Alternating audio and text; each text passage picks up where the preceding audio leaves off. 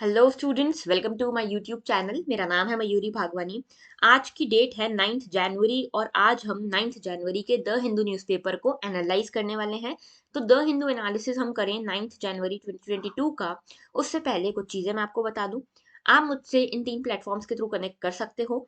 Telegram पे आपको मैं मयूरी भागवानी के नाम से मिल जाऊंगी। यहाँ पे हमारा एक चैनल है जिसमें हम डेली इन लेक्चर्स की पीडीएफ पोस्ट करते हैं हर रोज 5 बजे। इसके अलावा यहाँ पे हम हर रात में क्विज लेते हैं। जैसे कि मान लो आज जितना भी हमने करंट अफेयर पढ़ा उससे रिलेटेड एक क्विज होगी, उसको आप यहाँ पे यूज कर सकते हो अपने ज्यादा रिटेंशन के लिए। और साथ में अगर मुझे आपके कुछ ओपिनियंस चाहिए होते हैं तो मैं यहाँ पे पोल्स भी कंडक्ट करा के ये हमारे बीच के जो कम्युनिकेशन है ना उसका एक जरिया बन जाता है ये पोल्स। ठीक है, तो ये आप यहाँ पे फायदा ले सकते हो इस टेलीग्राम ग्रुप से। इसके अलावा यहाँ पे आप मुझसे कनेक्ट कर सकते हो via this mail ID and Twitter ID also. ठीक है, तो ट्विटर पे आपको मैं मयूरी भागवानी के नाम से मिल जाऊंगी। अगर आपको कोई भी क्वेरी हो रिगार्डिंग यूपीएससी तो आप मुझसे इन प्लेटफॉर्म्स के थ्रू कनेक्ट कर सकते हो। ओके, अब देखो हम आज के टॉपिक्स देख लेते हैं। जीएस 1 में हमारे पास कुछ भी नहीं है। जीएस 2 में हम देखेंगे इंटरनेशनल रिलेशन में इथोपिया एमनेस्टी के बारे में। इसके अलावा हम देखेंगे यूएस सपोर्ट फॉर लिथुआनिया। साथ में हम देखेंगे मालदीव चाइना रिलेशंस के बारे में। पॉलिटी में हम देखेंगे आईएलपीएस यानी कि इनर लाइन परमिट सिस्टम के बारे में। सोशल जस्टिस में हम देखेंगे ऑनलाइन बुलिंग ऑफ वुमेन। तो वुमेन की जो ऑनलाइन बुलिंग हो रही है उसके अगेंस्ट क्या प्रोविजन है हमारे लॉ में, इसको देखेंगे। जीएस 3 में हम देखेंगे साइंस एंड टेक में life cycle of a star. आपको पता है संडे का जो एडिशन होता है उसमें साइंस एंड टेक का एक अच्छा पोर्शन आता है। तो स्टार की क्या लाइफ साइकिल है इसको देखेंगे। इसके अलावा एक एक्सप्लेनर आर्टिकल है जो बताता है कि बूस्टर वैक्सीन को लेने के लिए क्या डाटा बताया गया है, तो इसके बारे में देखेंगे। एनवायरमेंट में घड़ियाल के बारे में देखेंगे एंड जीएस 4 में we have nothing for today.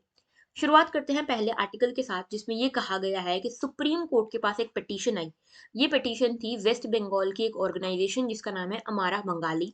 इस ऑर्गेनाइजेशन की ये पिटीशन थी। इन्होंने ये कहा इस पिटीशन में कि जो inner line permit system Manipur में इम्प्लीमेंट हो रहा है इसको अपोज करते हुए इन्होंने ये पिटीशन डाली है। मतलब इनका कहना है कि यहाँ पे जो इनर लाइन परमिट सिस्टम है मणिपुर में इसको यहाँ पे हमको बंद कर देना चाहिए, ये चीजें कह रहे हैं। तो यहाँ पे इनर लाइन परमिट सिस्टम क्या है इसको देखते हैं। Inner line permit system basically क्या है कि कुछ नॉर्थ ईस्टर्न स्टेट्स है। माइंड इट, कुछ नॉर्थ ईस्टर्न स्टेट्स हैं, ठीक है, सारे नहीं, कुछ नॉर्थ ईस्टर्न स्टेट्स हैं जहाँ पे जो गवर्नमेंट है वो चाहती है कि उनके कल्चर को प्रोटेक्ट किया जाए, उनके हेरिटेज को प्रोटेक्ट किया जाए, उनके लोगों को प्रोटेक्ट किया जाए। इसीलिए यहाँ पे इन्होंने एक बाउंड्री बनाई है। ये बाउंड्री क्या कहती है, ये बाउंड्री को आप समझ सकते हो इनर लाइन। ठीक है, अब मान लो मेनलैंड इंडिया से जैसे कि मैं और आप, अगर कोई एमपी से बिलोंग करता है, कोई बिहार से, कोई यूपी से, कोई कर्नाटक, कोई तमिलनाडु, यहाँ से बिलोंग करने वाले जितने भी इंडियन नेशनल्स हैं, डोमेस्टिक लोग हैं, डोमेस्टिक टूरिस्ट हैं, वो नॉर्थ ईस्टर्न स्टेट्स में जाना चाहते हैं। अब उनको ये इनर लाइन क्रॉस करनी है तो उसके लिए एक इनर लाइन परमिट उनको लेना पड़ता है यहाँ पे गवर्नमेंट से। कौन? स्टेट गवर्नमेंट ये इशू करती है। ठीक है, इनर लाइन परमिट्स जो है बेसिकली एक परमिशन है डोमेस्टिक टूरिस्ट के लिए कि आप इन नॉर्थ ईस्टर्न स्टेट्स में अब जा सकते हो। तो ये एक डॉक्यूमेंट है जो नॉन नेटिव्स को लगता है यहाँ पे विजिट और स्टे करने के लिए। अब ये नॉन नेटिव्स को है, कौन है ये नॉन नेटिव्स? वो हैं जो नॉर्थ ईस्ट इंडिया में नहीं रहते, जो इन 4 स्टेट्स में नहीं रहते। ठीक है, जो कहीं और से आए हैं, स्पेशली इंडिया के आए हुए लोग। ठीक है, तो मतलब डोमेस्टिक लोग हैं, इंडिया के ही लोग हैं लेकिन नॉर्थ ईस्ट से बिलोंग नहीं करते, तो इनको हम कह रहे हैं नॉन नेटिव्स। तो ये नॉन नेटिव्स को विजिट और स्टे करने के लिए इन स्टेट्स में एक डॉक्यूमेंट दिया जाता है जिसको हम कहते हैं आईएलपी। ऑलराइट, अब ये 4 नॉर्थ ईस्टर्न स्टेट्स में लागू होता है। एक है अरुणाचल, मिजोरम, मणिपुर और साथ में है नागालैंड। ठीक है, तो ये 4 स्टेट्स बहुत ज्यादा इंपॉर्टेंट है, प्रीलिम्स में डायरेक्ट क्वेश्चन आ सकता है। इसके अलावा लक्षद्वीप में भी ये सिस्टम लगता है। ठीक है, अब देखो दोनों ही चीजें, ड्यूरेशन, स्टे आप कितना टाइम तक करोगे और कौन कौन से एरियाज में आप विजिट कर सकते हो, ये दोनों चीजें आईएलपी डिसाइड करता है। आईएलपी इशू कौन करता है? तो स्टेट गवर्नमेंट जो है वो इसको इशू करती है। आप इसको ऑनलाइन और ऑफलाइन मीडियम्स के थ्रू इसके लिए अप्लाई कर सकते हो। और एक सबसे इंपॉर्टेंट बात ये है कि आईएलपी जो है सिर्फ डोमेस्टिक टूरिस्ट के लिए है। ठीक है, फॉरेन टूरिस्ट के लिए ये नहीं है, सिर्फ डोमेस्टिक टूरिस्ट के लिए ये है। ठीक है, अब देखो न्यूज में क्या कहा गया। न्यूज में ये कहा गया कि यहाँ पे एक वेस्ट बंगाल की ऑर्गेनाइजेशन है अमारा बंगाली, वो कह रही है कि मणिपुर में जो आईएलपी सिस्टम है ये बेसिकली कम्युनल टेंशंस लेकर आ रहा है मणिपुर में। इसीलिए यहाँ पे law and order, necessary law and orders की जरूरत है। इसीलिए इन्होंने कहा है कि ये आईएलपी सिस्टम जो है इसको हमको हटा देना चाहिए। ठीक है, तो ये चीज बेसिकली यहाँ पे कही गई है कुल मिलाकर। ठीक है, अभी आईएलपी सिस्टम के बारे में हम डिस्कस कर रहे हैं, तो ये मैंने आपको बताया आईएलपी सिस्टम होता क्या है। और डिटेल में थोड़ा जानते हैं। देखो इन 4 स्टेट्स में आईएलपी लगता है, अरुणाचल, नागालैंड, मणिपुर और मिजोरम। ओके। अब देखो थोड़ा-सा इसका बैकग्राउंड देखते हैं कि आईएलपी सिस्टम का ओरिजिन कहाँ से हुआ। तो एक कॉलोनियल एरा का लॉ था जिसका नाम था Bengal Eastern Frontier Regulation Act 1873। तो ये Bengal Eastern Frontier Regulation Act जो है 1873 का, इसके अंतर्गत ब्रिटिशर्स ने कुछ रेगुलेशंस बनाए कि जो कुछ डेज़िग्नेटेड एरियाज़ हैं, वहाँ पे एंट्री को रिस्ट्रिक्ट करते हुए, वहाँ पे लोगों का जो आउटसाइडर्स हैं, उनके स्टे को रेगुलेट करते हुए ये लॉ बनाया गया, ठीक है। अब इसमें क्या किया गया, इस लॉ में ये कोशिश की गई, इस लॉ का एम ये था कि ब्रिटिश क्राउन जो है, उनके जो कमर्शियल इंटरेस्ट है नॉर्थ ईस्टर्न एरियाज़ में, उनको प्रोटेक्ट किया जाए और जो ब्रिटिश सब्जेक्ट्स हैं, यानी कि इंडियंस जो हैं, वो यहाँ पे ट्रेडिंग ना कर पाएँ, ठीक है। तो यही चीज़ अब क्या हुई 1950 में आफ्टर इंडिपेंडेंस ये ब्रिटिश सब्जेक्ट को बदल कर यहाँ पे सिटीज़न ऑफ इंडिया कर दिया गया। पहले इसका उद्देश्य था, इसका एम था जो ये बेफा एक्ट है ना, Bengal Eastern Frontier Regulation Act, पहले इसका एम था कि यहाँ पे जो ब्रिटिश सब्जेक्ट है यानी कि जो इंडियन है उनको आने से रोका जा सके, उनको ट्रेडिंग करने से रोका जा सके, क्योंकि यहाँ पे जो क्राउन है, ब्रिटिशर्स हैं, ब्रिटिश गवर्नमेंट है, उसके कमर्शियल इंटरेस्ट फंसे हुए थे। लेकिन आफ्टर इंडिपेंडेंस इसको आगे लागू किया गया, ठीक है, आईएलपी के फॉर्म में इसको कंटिन्यू रखा गया। इसमें सिटीजन ऑफ इंडिया के बारे में बात की गई और इसमें इसका एम अब ये बन गया कि यहाँ पे जो इंडिजिनियस पीपल है, यहाँ के जो नेटिव लोग हैं, उनके इंटरेस्ट को प्रोटेक्ट किया जा सके बाहर के लोगों से। तो जो आउटसाइडर्स हैं, जो दूसरे-दूसरे स्टेट से बिलॉन्ग करते हैं इंडिया के, उनसे इन इंडिजिनियस पीपल को बचाया जा सके, इनके इंटरेस्ट को बचाया जा सके, ठीक है? क्योंकि आप देखोगे मोस्टली यहाँ पे जो लोग हैं वो ट्राइबल्स हैं, तो they are not very much aware of their rights. तो इन ट्राइबल्स को उनके राइट्स दिए जा सकें, उनके प्रोटेक्ट कर सकें इनके इंटरेस्ट को, इसीलिए आईएलपी सिस्टम लाया गया था। तो ये तो हमने बात की डोमेस्टिक लोगों की, इंडियंस की। फॉरेनर्स को अगर इन एरियाज़ में जाना हो तो वो क्या करें? तो देखो फॉरेनर्स को एक दूसरा परमिट लगता है जिसका नाम है प्रोटेक्टेड एरिया परमिट। ये जो है ये आईएलपी से अलग होता है। आईएलपी डोमेस्टिक टूरिस्ट के लिए है, protected area permit foreign tourist के लिए है। अब ये देखो इसमें क्या होता है, इसमें फॉरेनर्स प्रोटेक्टेड एरिया ऑर्डर 1958 लगता है। इसमें क्या होता है, जितने भी एरियाज हैं इनर लाइन के अंदर फॉल होने वाले, उनको यहाँ पे और जो भी इंटरनेशनल बॉर्डर है स्टेट्स की, उन एरियाज को यहाँ पे प्रोटेक्टेड एरिया कहा गया है। और कोई भी फॉरेन नेशनल है ना, उसको यहाँ पे नॉर्मली अलाउ नहीं किया जाता इन एरियाज में, प्रोटेक्टेड एरियाज में विजिट करना। लेकिन अगर कोई बहुत ही एक्स्ट्रा ऑर्डिनरी रीजन है जो जस्टिफाई करता है उनकी विजिट को, तो उनको अलाउ किया जा सकता है under this protected area permit. Okay, तो ये समझ गए डोमेस्टिक लोगों के लिए क्या है और जो फॉरेनर्स हैं उनके लिए परमिट क्या है। ऑलराइट, आगे बढ़ते हैं। नेक्स्ट हमारा इशू है घड़ियाल to return to Orang National Park. तो देखो ओरांग नेशनल पार्क जो ब्रह्मपुत्र रिवर के नॉर्दर्न बैंक पे पड़ता है, इसमें से 1950s में यहाँ से जो जितने भी घड़ियाल थे वो खत्म हो चुके थे, ठीक है। अच्छा, ये ओरांग नेशनल पार्क कहाँ पे है? ये है हमारा असम में। असम में ओरांग नेशनल पार्क है। असम में ही जो ब्रह्मपुत्र रिवर फ्लो करती है उसी के कोस्ट पे पड़ता है ये। और यहाँ पे ये कहा गया कि इधर ओरांग नेशनल पार्क में 1950s में जो घड़ियाल थे वो यहाँ पे खत्म हो गए। घड़ियाल्स क्या हैं? ये क्रोकोडाइल जैसे इस तरह से दिखते हैं, ऐसी लंबी सी इनकी जो माउथ होता है, जो बीक जैसे आप समझ सकते हो, वो इस तरह से लंबी सी नोज जैसी कुछ रहती है, ठीक है। अब यहाँ पे ये कहा गया कि ओरांग नेशनल पार्क धीरे धीरे करके बढ़ाया गया, अभी 110 किलोमीटर तक इसको बढ़ाया जा चुका है। यहाँ पे ब्रह्मपुत्र रिवर है, यहाँ पे कुछ सैंड बार्स, कुछ आइलैंड्स भी है। और ये जो है ये बहुत स्ट्रेटेजिक लोकेशन है, क्योंकि ये काजीरंगा ओरांग रिवराइन लैंडस्केप पे पड़ता है, तो काजीरंगा के पास में पड़ता है ये, ठीक है। और इसके अलावा यहाँ पे टाइगर्स और राइनोस एक काफ़ी अच्छी मात्रा में यहाँ पे मिलते हैं, ठीक है। तो टाइगर्स और राइनोस मिलते हैं यहाँ पे। इसके अलावा यहाँ पे ये भी बात की जा रही है कि हम यहाँ पे घड़ियाल्स को तो री-इंट्रोड्यूस करेंगे ही करेंगे, साथ में गैंगटिक डॉल्फिन की भी बात की गई है कि गैंगटिक डॉल्फिन को भी यहाँ पे हो सकता है कि हम इंट्रोड्यूस करें, ठीक है। अब यहाँ पे जो घड़ियाल्स का री-इंट्रोडक्शन होने वाला है, वो इसीलिए भी होने वाला है क्योंकि यहाँ पे 6 डिकेड्स हो चुके हैं, लेकिन यहाँ पे एक भी घड़ियाल हमको मिला नहीं है। लेकिन ये जो एरिया है ना काजीरंगा ओरांग वाला, ये काफ़ी सस्टेनिंग एरिया है, काफ़ी अच्छा एरिया है, आइडियल हैबिटेट बन सकता है घड़ियाल्स के लिए। ओके, अब 4 मेजर राइनो हैबिटेट्स हैं नॉर्थ ईस्ट में, आसाम में, वहाँ पे ओरांग एक है, ठीक है। और इसके अलावा आसाम में कुछ और भी नेशनल पार्क्स हैं, जैसे कि काजीरंगा है, मानस है, नामेरी है, दिब्रू सैखोवा, रायमोना, दिहिंग पटकाई, ये सब जो है यहाँ पे नेशनल पार्क्स हैं। तो देखो प्रीलिम्स में कई बार पूछ लेते हैं, सीधा नेशनल पार्क पूछ लिया और उससे रिलेटेड वो कहाँ पे है स्टेट पूछ लिया, उससे रिलेटेड स्पीशीज कौन सी है ये पूछ ली, तो ये आपको पता होना चाहिए, ठीक है। ओरांग में टाइगर्स मिलते हैं, राइनोज मिलते हैं, अभी घड़ियाल्स को रीइंट्रोड्यूस करने की बात चल रही है। ऑलराइट, अब देखो थोड़ा सा हम घड़ियाल्स के बारे में देख लेते हैं। इस तरह के दिखते हैं घड़ियाल्स, ठीक है। क्रोकोडाइल्स का ही एक तरह का वर्जन होते हैं, एशियन क्रोकोडाइल होते हैं ये, जिनकी की एक लॉन्ग थिन स्नाउट होती है। तो ये देख रहे हो ऐसे आगे स्नाउट्स, ये लॉन्ग थिन स्नाउट्स होती हैं।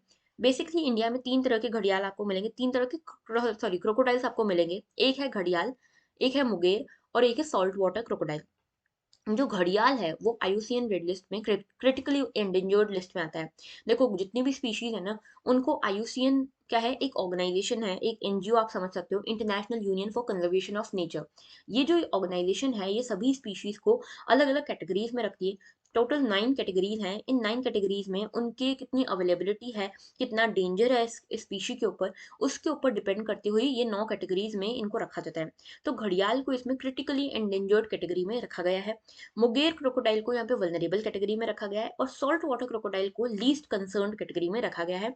This is very very very important, इसको याद रखना। घड़ियाल is critically endangered, mugger is vulnerable and salt water is least concerned, ठीक है। अब इसके अलावा यहाँ पे आप ये समझना कि तीनों कैटेगरीज के जो तीनों हैं, घड़ियाल, मुगेर और सॉल्ट वाटर क्रोकोडाइल, ये तीनों ही साइट्स के अपेंडिक्स 1 में प्रोटेक्शन पाते हैं और साथ साथ में वाइल्ड लाइफ प्रोटेक्शन एक्ट जो है उसका शेड्यूल 1 में भी इनको प्रोटेक्शन मिलता है। अब हैबिटेट्स की बात करें तो यूजुअली ये फ्रेश वाटर्स में मिलते हैं नॉर्दर्न इंडिया के, जैसे कि चंबल रिवर, घाघरा, गंडक, सोन रिवर, इन सब में मिलते हैं, ठीक है। ज्यादा पॉपुलेशन अगर आपको घड़ियाल्स की मिलती है तो इसका मतलब कि वो जो वाटर है वो क्लीन वाटर है, रिवर क्लीन रिवर वाटर है, फ्रेश वाटर है, ठीक है। और यहाँ पे कंजर्वेशन एफर्ट्स में क्या क्या किया गया है घड़ियाल्स के लिए, तो यहाँ पे देखो घड़ियाल्स के लिए ब्रीडिंग सेंटर्स डेवलप किए गए हैं, घड़ियाल रिहेबिलिटेशन सेंटर्स डेवलप किए गए हैं लखनऊ में। इसके अलावा नेशनल चंबल सेंचुरी है जो कि मध्य प्रदेश में है।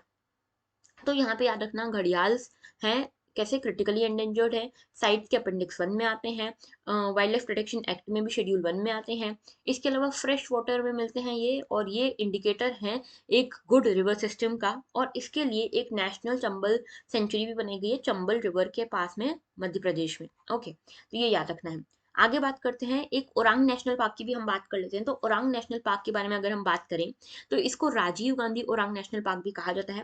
नॉर्दर्न बैंक पे पड़ता है ब्रह्मपुत्रा रिवर के, जैसे कि मैंने बताया असम में है, ठीक है, असम में है ये, आपको डिस्ट्रिक्ट याद रखने की जरूरत नहीं है। ओके, इसके अलावा ये 49th टाइगर रिजर्व बना था हमारे देश का 2016 में। ओके, और इसके अलावा इसको मिनी काजीरंगा नेशनल पार्क भी कहते हैं। क्यों ऐसा? क्योंकि यहाँ पे फ्लोरा फोना काफी हद तक सिमिलर है, मार्शेस, स्ट्रीम्स, ग्रासलैंड सब कुछ सिमिलर है, काफी हद तक इसकी स्पीशीज भी सिमिलर है। और यहाँ पे आप समझ सकते हो कि ओरांग में एक स्ट्रॉन्ग होल्ड देखने को मिलेगा राइनोसोरस का। तो यहाँ पे ब्रह्मपुत्रा रिवर के नॉर्दर्न बैंक में इकलौती ऐसी जगह है जहाँ पे राइनोज अच्छी मात्रा में मिलते हैं ओरांग नेशनल पार्क में। ओके, तो अब यहाँ पे थोड़ा सा मैप देख लो। ये जो रेड पार्ट दिख रहा है आपको, ये असम है।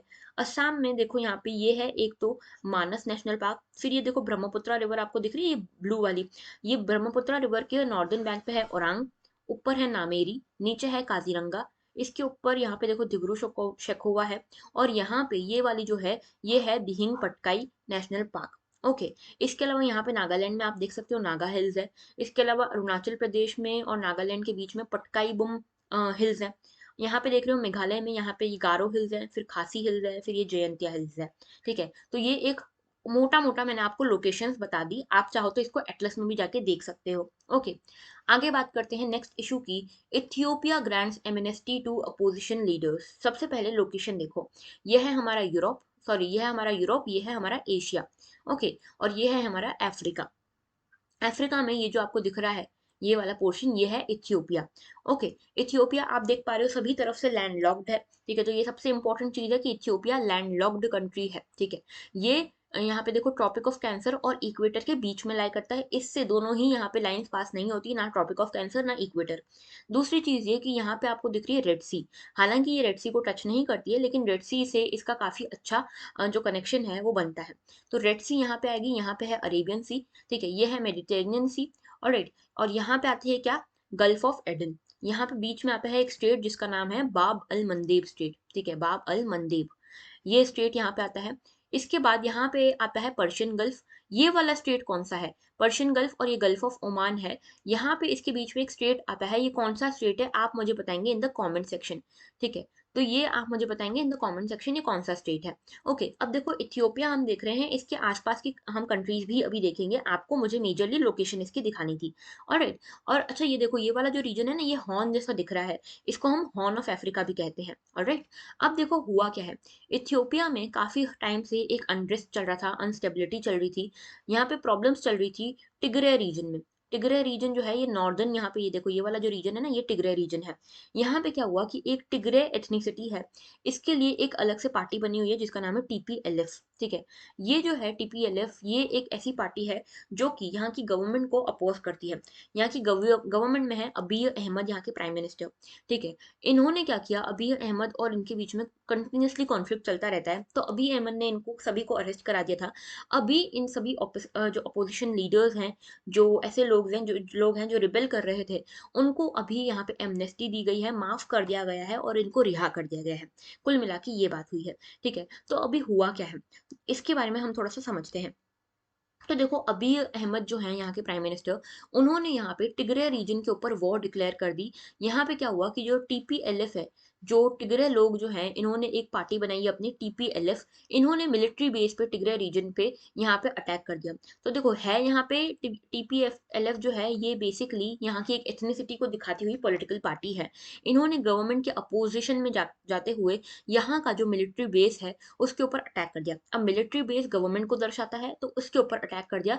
उसके बदले में यहाँ पे टिग्रे रीजन के ऊपर यहाँ के जो प्राइम मिनिस्टर हैं, उन्होंने अटैक कर दिया, ठीक है। उन्होंने पावरफुल अटैक किया है, यहाँ पे वॉर डिक्लेयर कर दी थी उन्होंने इसके अगेंस्ट। तो यहाँ पे बेसिकली हुआ क्या, 2018 में अबी अहमद यहाँ के प्राइम मिनिस्टर बनते हैं, पॉलिटिकल अपोजिशन के बाद भी डेमोक्रेटिक रिफॉर्म्स लाते हैं, कई सारे अच्छे काम करते हैं, मीडियाज के ऊपर कर्ब जो था उसको हटाते हैं, पीस इस्टेब्लिश करते हैं एरिट्रिया के साथ। और यहाँ पे कुल मिला के इन सभी अच्छे कामों के लिए इनको नोबेल प्राइज मिलता है 2019 में। एरिट्रिया क्या है, इसी के जस्ट ऊपर ये देख रहे हो, ये कंट्री है एरिट्रिया। इसके साथ यहाँ पे पहले अच्छे रिलेशन नहीं हुआ करते थे इथियोपिया के, लेकिन अबी अहमद ने इसके साथ अच्छे रिलेशन इस्टेब्लिश किए।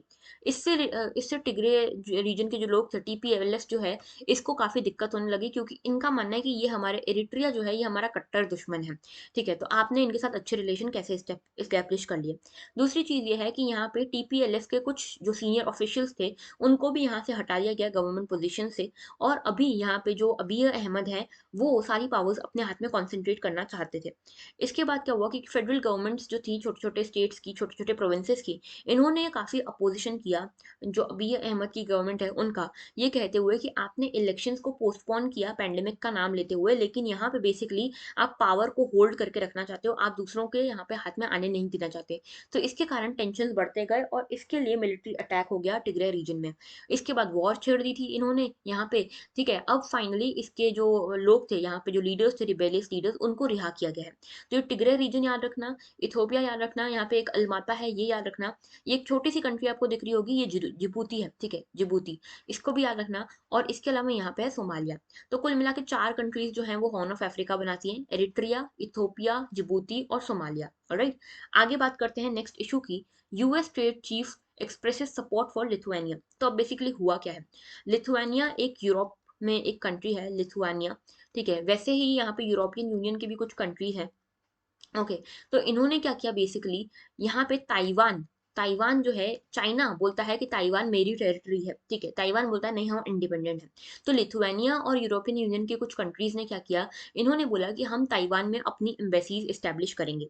अब चाइना ने इसको अपोज किया। चाइना कहता है कि जो भी कंट्री ताइवान को रिकॉग्नाइज करेगी, उसके साथ हम कोई भी डिप्लोमेटिक रिलेशंस नहीं रखेंगे, ठीक है। इनका ये जो चीज है ये आता है वन नेशन वन सिस्टम के अंतर्गत। तो यह चाइना है, ये बोलता है कि यहाँ पे ताइवान जो है ये हमारे ही देश का पार्ट है, हमारा ही एक हिस्सा है। हालांकि हमने इनको ऑटोनॉमी दी हुई है, लेकिन ये हमारा ही हिस्सा है। अगर कोई भी दूसरा देश जो है वो ताइवान को अलग से as an independent nation recognise करता है, तो चाइना उसके साथ कोई भी रिलेशन नहीं रखेगा।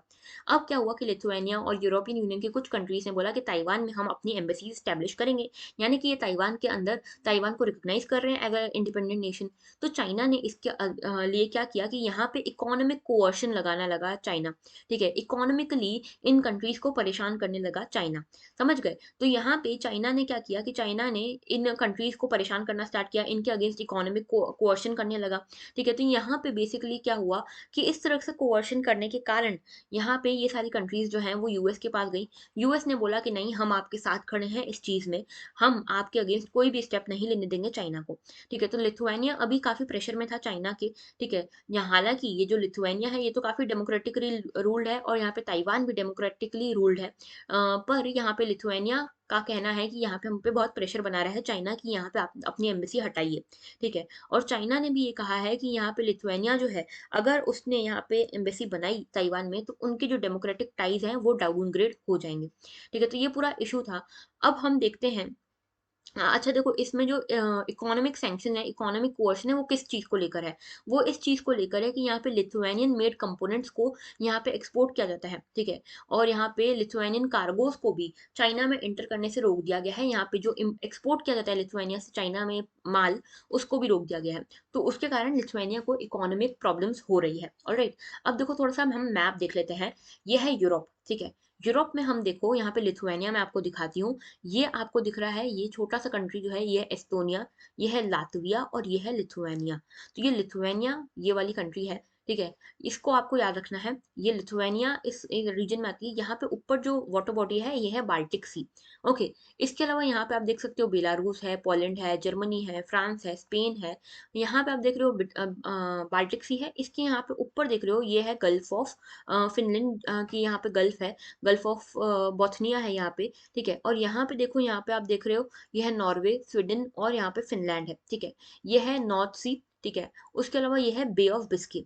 आप लोग इसको जाके, हो सकता है कि आपको ये मैप बहुत छोटा छोटा दिख रहा हो, इसीलिए आप लोग इसको जाके मैप में देखिएगा, वर्ल्ड एटलस में देखिएगा जरूर, ठीक है। तो ये मुझे आपको लोकेशन दिखानी थी, इसी के लिए मैं यहाँ पे आपको लाई थी। ये 3 कंट्रीज का जानना बहुत जरूरी है। देखो, ये लैंडलॉक्ड नहीं है, इनका कोस्ट लगता है बाल्टिक सी के साथ, समझ गए? तो इसको देख लेना एक बार। आगे बात करते हैं मालदीव्स इंक्स की डील्स विद चाइना। तो मालदीव्स ने क्या किया है?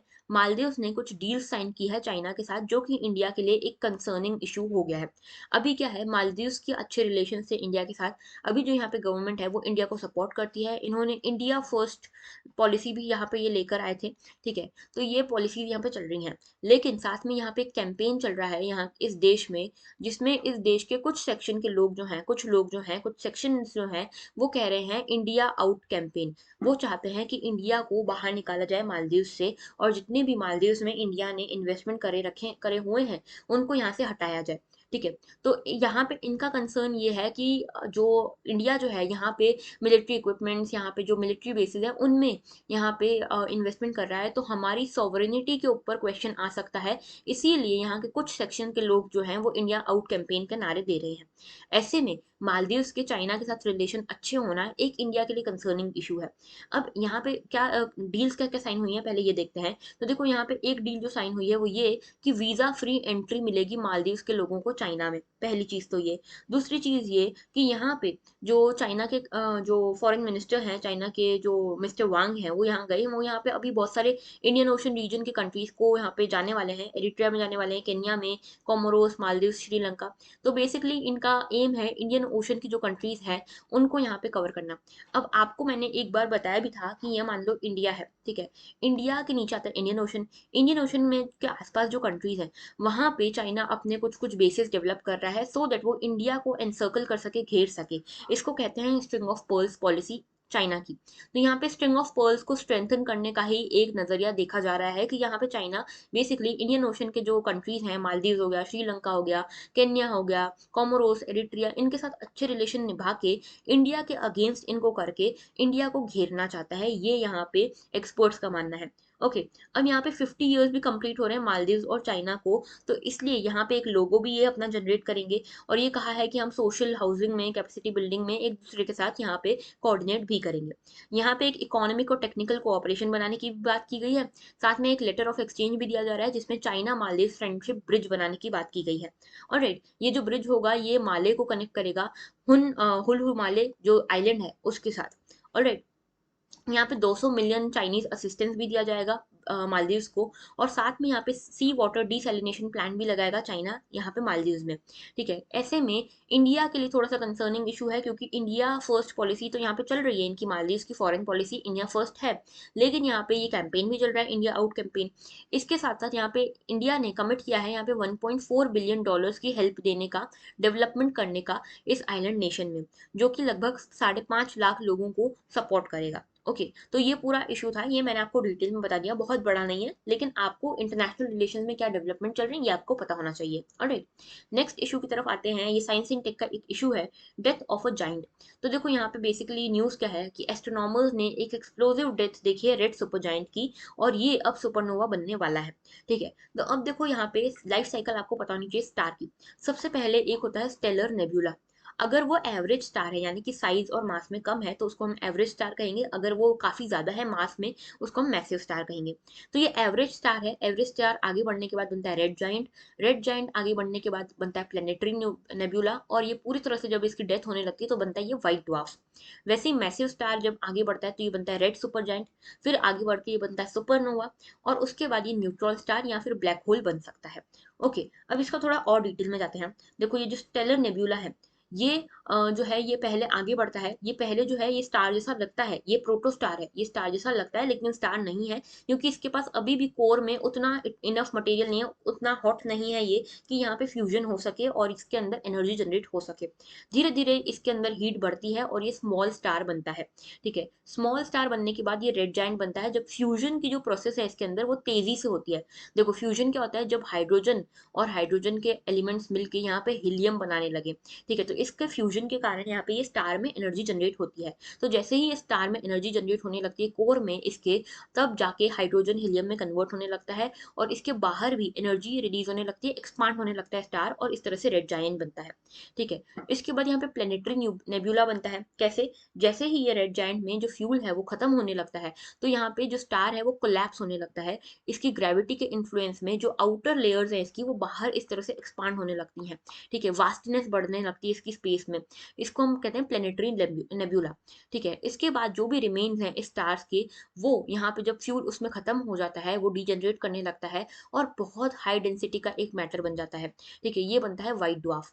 व्हाइट ड्वार्फ में जब एमिट करना लाइट व्हाइट ड्वार्फ खत्म कर देता है तब ये ब्लैक ड्वार्फ बन जाता है। ठीक है, तो इस तरह की यहाँ पे लाइफ साइकिल चलती है स्मॉल स्टार की। अब वही अगर हम देखें लार्ज स्टार की, मैसिव स्टार अगर है कोई, तो उसमें देखते हैं हम कि जो मेन सीक्वेंस है वो स्टार्ट होता है फ्यूजन से कि हाइड्रोजन हीलियम में कन्वर्ट होता है और कोर में एनर्जी जनरेट होने लगती है। फिर रेड सुपर जाइंट है।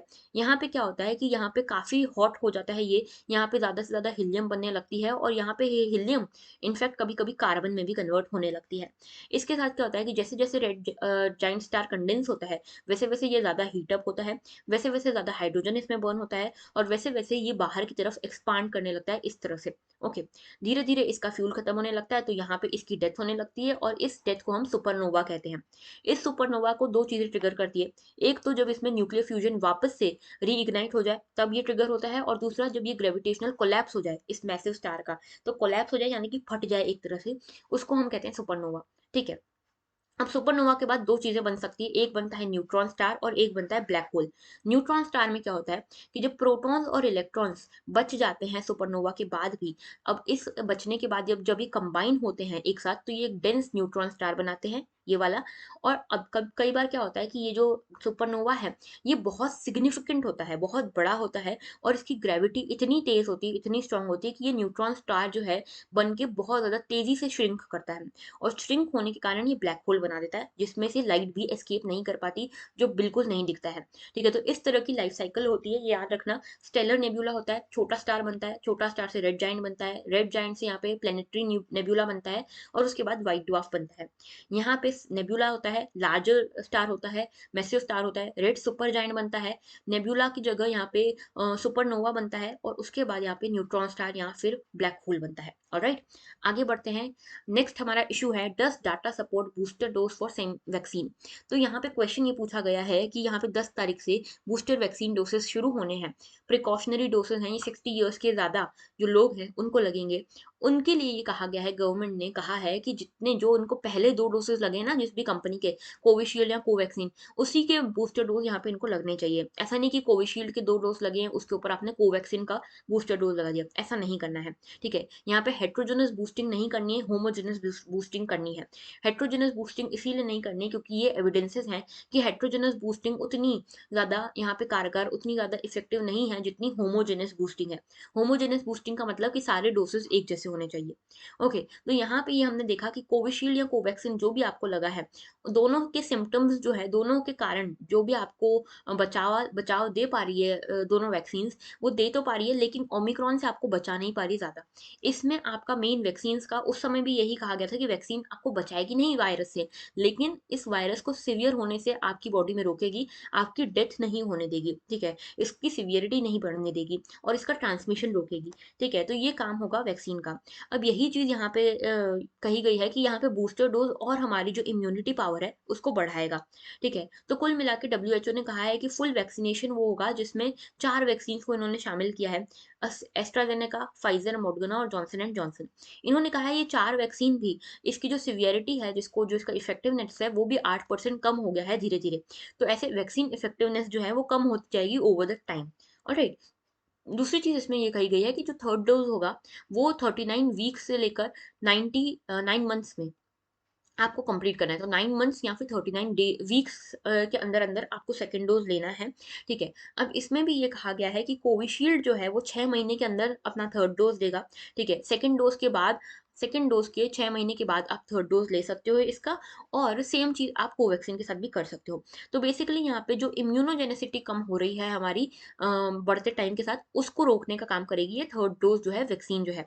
अच्छा, तीसरी चीज़ ये कि हेटेरोजेनस बूस्टिंग नहीं होगी, होमोजेनस बूस्टिंग होगी, क्योंकि अभी तक हेटेरोजेनस बूस्टिंग के हमने क्लिनिकल ट्रायल्स देखे नहीं हैं। ऑलराइट, तो ये हमारा एक छोटा-सा आर्टिकल था, आपको पता होना चाहिए। नेक्स्ट एक आर्टिकल है, आपको मैंने बताया था बुली बाई ऐप के बारे में, जिसमें कि जो वुमेन है, उनकी फ़ोटोज़ को चुरा के यहाँ पे इस ऐप पे ऑक्शन किया जा रहा है उन फ़ोटोज़ को, तो ये बेसिकली वुमेन का हरासमेंट हो रहा है ऑनलाइन बेसिस पे। तो ऑनलाइन बुलिंग को रोकने के लिए क्या प्रोविज़न है हमारे देश में, इसकी बात करते हैं, ठीक है? तो इसमें आप देखोगे, एक तो सेक्शन 153 ए है, फिर 153 बी है, 295 ए है, 354 डी है, 500 509 ये सब है आईपीसी के, और इसके अलावा सेक्शन 67 है इंफॉर्मेशन टेक्नोलॉजी एक्ट का। इसकी एक लिस्ट बना लेना अपने नोट्स में, ठीक है? ये इंपॉर्टेंट है, इसको आप कोट कर सकते हो। सेक्शन 153 ए बोलता है कि अगर कोई भी पर्सन किसी भी रिलीजन के अगेंस्ट, किसी भी सोसाइटी की हार्मनी के अगेंस्ट काम करता है, तो उसको यहाँ पे पीनलाइज किया जाएगा। 153 बी बोलता है कि कोई भी प्री जुडिशियल काम किया जाता है जो कि नेशनल इंटीग्रेशन को हार्म करे, तो उसके अगेंस्ट ये काम किया जाएगा। अब जैसे यहाँ पे सिर्फ मुस्लिम वुमेन के अगेंस्ट हुआ, तो ये रिलीजियस बेसिस पे डिसहार्मनी कन्वे करने की कोशिश की जा रही है ना, तो इसके अंतर्गत 153 ए और 153 बी लग सकता है। इसके साथ साथ 295 ए भी ये बोलता है कि रिलीजियस फीलिंग्स को हार्म करने वाला कोई भी मेलिशियस एक्ट को भी यहाँ पे पीनलाइज किया जाएगा, वो भी इस सेम प्रोविजन में आता है। इसके अलावा 354 डी जो है वो ये बोलता है कि अगर कोई भी मैन मॉनिटर करता है वुमेन के इंटरनेट यूज़ को, उसको स्टॉक करता है, उसको किसी भी तरह से यहाँ पे उसके अगेंस्ट ऑफेंस करता है ऑनलाइन बेसिस पे, तो उसको यहाँ पे पनिश किया जाएगा। 354 डी ये कहता है 5 साल से 5 साल की पनिशमेंट उसको हो सकती है, फाइन लग सकता है, और सब्सिक्वेंट कन्विक्शन में भी उसको और ज़्यादा पनिशमेंट मिल सकती है। सेक्शन 500 बोलता है डिफेमेशन के केस के बारे में, डिफेमेशन अगर कोई करता है किसी का, तो उसको पनिश किया जा सकता है। और सेक्शन 509 बोलता है कि अगर कोई भी ऑफेंस किया जाता है मॉडेस्टी ऑफ वुमेन को हार्म करने के लिए, तो उसके अगेंस्ट यहाँ पे पीनल एक्शन लिया जा सकता है। सेक्शन 67 बोलता है आईटी एक्ट का कि अगर आप किसी भी कोई भी इलेक्ट्रॉनिक फॉर्म में कोई भी ऑब्सीन मटेरियल आप डालते हो सोशल मीडिया पे, तो उसके अगेंस्ट आपको पनिश किया जा सकता है।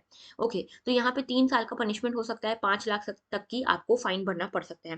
सब्सिक्वेंट अगर आप फिर से कन्विक्शन करते हो सेम, तो 5 साल तक का आपको इम्प्रिजनमेंट हो सकता है, 10 लाख तक का फाइन लग सकता है, ठीक है? इसके अलावा साइबर क्राइम से डील करने के लिए एक और सेक्शन है, section 66 E of IT act.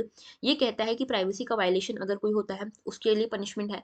354 ए ये कहता है कि अगर सेक्सुअल हरासमेंट होता है वुमेन का। 354 सी ये कहता है वॉयरिज्म के बारे में, कि अगर आप किसी वुमेन को स्टॉक कर रहे हो, तो इन सभी केसेस में आपके ऊपर यहाँ पे जो है पीनल एक्शन लिया जा सकता है। इसमें इंटरमीडिएरीज का क्या रोल है? इंटरमीडिएरीज कौन है? For example SB. एसबी एक इंटरमीडिएरी है। यहाँ पे ए पर्सन ने कोई पोस्ट डाला बी पर्सन के बारे में, ठीक है? तो ये एसबी क्या है? सिर्फ एक इंटरमीडिएरी है।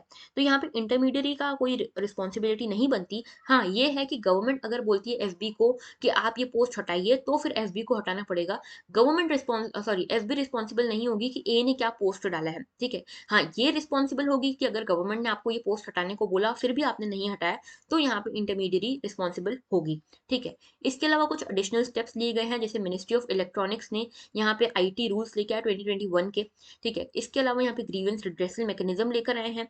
इसके अलावा ये कहा गया है कि जो भी कंटेंट डिफेमेटरी होते हैं, ऑब्सीन होते हैं, किसी की प्राइवेसी को इंसल्ट करने वाले होते हैं, इनको फटाफट से हटाना पड़ेगा, जो इंटरमीडियरी है उसको।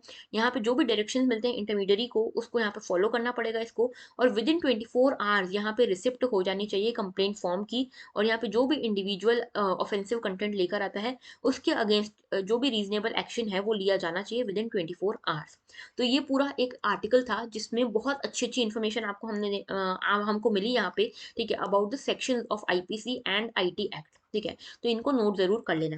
ऑलराइट, सो आज के लिए हमारे इतने ही आर्टिकल्स थे। Thank you for watching and have a very good day. जो मैंने क्वेश्चन आपसे पूछा था एक स्टेट के बारे में, उसका आंसर देना बिल्कुल मत भूलना। Alright, so that was all. Have a very good day.